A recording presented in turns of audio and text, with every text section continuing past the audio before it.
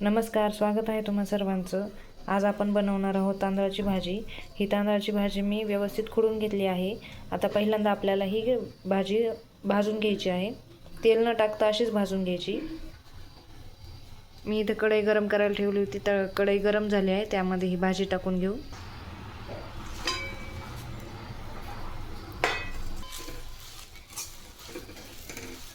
आता ही भाजी खरपूस भाजून घ्यायची आहे आपल्याला। ही भाजी भाजल्यावर खूप कमी होते। बघा, आपली भाजी भाजून झालेली आहे। आता ही थंड पाण्यात धुवून घेऊ। आता यामध्ये पाणी टाकू।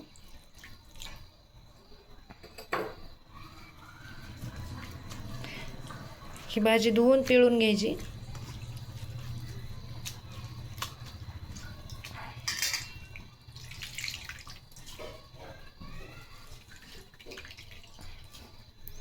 अशी धुवून पिळून घ्यायची। आता याला फोडणी देऊ आपण।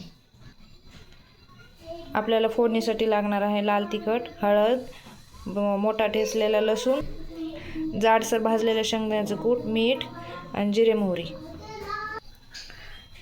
मी इथे 2 चमचे तेल गरम करायला ठेवलं होतं। तेल गरम झालं आहे, त्यामध्ये आपण टाकू जिरे मोहरी, ठेचलेलं लसूण आणि आपली भाजी। हे व्यवस्थित मिक्स करून घेऊ आधी।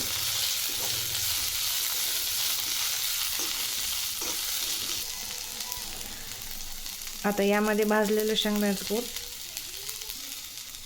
लाल तिखट,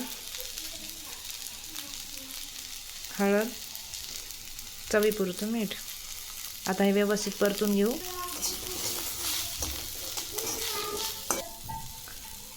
तयार झाली आपली तांदळाची भाजी।